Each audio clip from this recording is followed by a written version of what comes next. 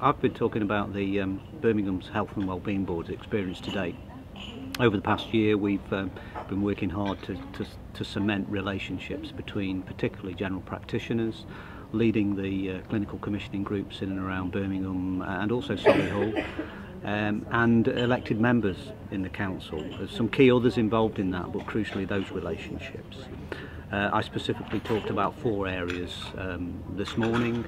The national context, many of the things in and around health and wellbeing boards that are not unique to Birmingham, some particular issues that affect and relate to Birmingham around our demography and some of the challenges that we've got about diversity, and also the number and complexity of agencies that exist in Birmingham.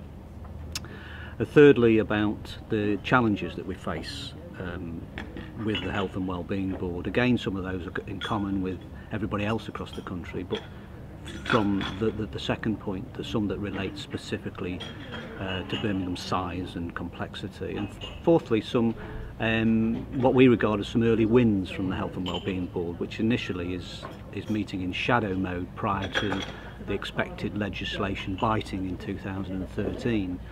And I think some of the main messages that I would take away from that is that structures are not the important thing here. It's relationships. Relationships, as I say, between the key players in the future, the general practitioners, who bring the best of clinical commissioning and knowledge and wherewithal into the equation, and elected members, councillors, in our case city councillors, and making sure that we've got true local democratic accountability in those commissioning decisions, and if I might say also increasingly decommissioning decisions, making savings and so forth, making sure that it's evidence-based, intelligence-led, the decisions are properly made through the best information, and they're properly communicated to the local population of Birmingham in our case.